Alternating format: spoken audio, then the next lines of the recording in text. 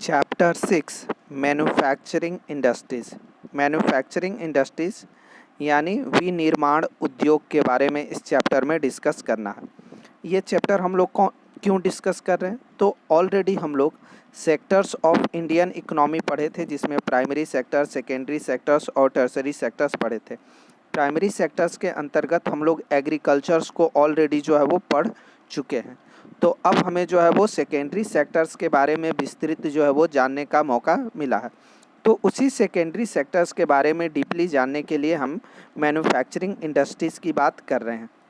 Manufacturing industries, जैसे कि आप सामान्यतः देखे होंगे, जब कभी मार्केट निकले होंगे तो दुकानों में कई तरह की वस्तुएं जो है वो सजी होती हैं, कई तरह की वस्तुएं जो है वो लगी होती हैं। वो सभी वस्तुएं जो सामान्यतः आप देखते हैं मार्केट में रंग बिरंगी या जो दुकानों में सजावट के पर्पज़ से इस्तेमाल की जाती हैं, वो कहीं ना कहीं बनी होती हैं, या वो फैक्ट्रीज़ में बनी हो या बड़ी बड़ी इंडस्ट्रीज़ में उन वस्तुओं को बनाया गया हो। वो सभी वस्तुएं जो है वो मैन्युफैक्चरिंग के अंतर्गत आती हैं। मैन्युफैक्चरिंग को डिफ़ाइन करने के लिए हम कई तरह के डिफिनीशंस भी उपयोग में ला सकते हैं, लेकिन एक सिंपल और कॉमन डिफिनीशन है जिससे आप मैन्युफैक्चरिंग को समझ सकें। वो डिफिनीशन है कि when the forms of goods are change and make them more valuable, यानी जब किसी गुड्स के फॉर्म को हम चेंज करके उसे मोर वैल्यूएबल बना देते हैं, उसे हम मैन्युफैक्चरिंग कहते हैं।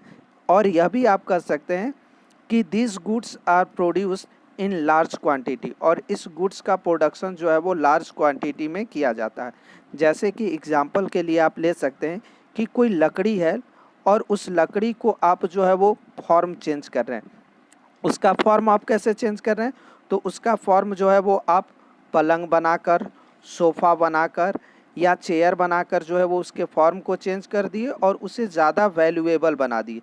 क्योंकि लकड़ी से जो है वो ज़्यादा वैल्यू जो है वो चेयर की हो जाती है, पलंग की हो जाती है, सोफ़े की हो जाती है, तो वो ज़्यादा वैल्यूएबल हो गया। तो इस प्रोसेस को जो है वो, इस प्रक्रिया को जो है वो हम लोग कहेंगे मैन्युफैक्चरिंग, यानी विनिर्माण कहेंगे। जब किसी वस्तु के रूप को चेंज करके उसे ज़्यादा मूल्यवान बना दिया जाता है, उसे जो है वो मैन्युफैक्चरिंग बोला जाता है, यानी विनिर्माण बोला जाता है। मैन्युफैक्चरिंग इंडस्ट्री जो है वो सेकेंडरी सेक्टर्स के ही अंतर्गत आता है, सेकेंडरी सेक्टर्स का ही पार्ट माना जाता है, जो ऑलरेडी हम लोग सेकेंडरी सेक्टर्स के बारे में पहले भी डिस्कस कर चुके हैं। सेकेंडरी सेक्टर्स यानी मैन्युफैक्चरिंग में कई तरह की वस्तुओं का निर्माण किया जाता है, जैसे कार, बस, जीप, इन सभी चीज़ों का निर्माण जो है वो सेकेंडरी सेक्टर्स के अंतर्गत होता है, जिसे हम मैन्युफैक्चरिंग के अंतर्गत कैलकुलेट करते हैं। अब बात आती है कि इम्पोर्टेंस की, कि मैन्युफैक्चरिंग का इम्पोर्टेंस क्या है। तो मैन्युफैक्चरिंग एक नहीं, बहुत तरह से हमारे लिए इम्पोर्टेंस हो जाता है, जिसमें कुछ इम्पोर्टेंस की बात हम इसमें करें तो सबसे पहले दिया हुआ है कि मैन्युफैक्चरिंग जो है वो एग्रीकल्चर्स को मदद करता है मॉडर्नाइज होने में। यानी एग्रीकल्चर में जितनी भी चीज़ें यूज होती हैं, ट्रैक्टर हो गया, हार्वेस्टर हो गया, या थ्रेशरिंग मशीन हो गया, या पेस्टिसाइड्स हो गया, या फर्टिलाइज़र हो गया, ये सभी किसी न किसी इंडस्ट्रीज़ में मैन्युफैक्चर्ड हुई हैं। तो एग्रीकल्चर्स को जो है वो मॉडर्नाइज करता है, जिससे एग्रीकल्चर जो है वो हमारे कंट्री का जो है वो बैकबोन का रोल प्ले करता है। नेक्स्ट जो है वो इंडस्ट्रियल डेवलपमेंट का जो है वो इसके द्वारा काम तीव्र गति से बढ़ता है।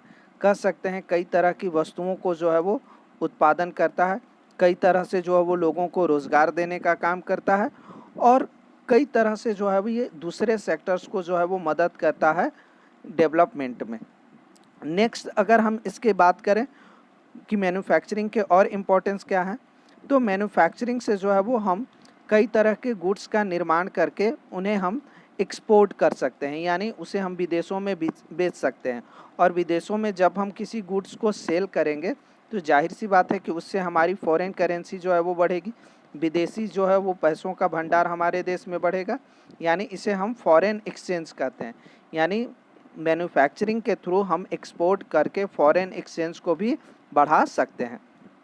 इसके साथ साथ जो है वो सामान्यतः यह भी कहा जाता है कि जिस कंट्रीज़ का जो है वो मैन्युफैक्चरिंग जितना ज़्यादा होता है, सेकेंडरी सेक्टर्स जितना ज़्यादा ग्रोथ होता है, उस इंडस्ट्रीज़ का ग्रोथ और डेवलपमेंट उतना ही ज़्यादा माना जाता है। और वो कंट्री भी जो है वो सिम्बलाइज़ की जाती है, यानी उसे कंट्री को भी हम उसी रूप में देखते हैं कि वो कंट्री कितनी ज़्यादा ग्रोथ और डेवलप्ड कर रही है उसके मैन्युफैक्चरिंग से।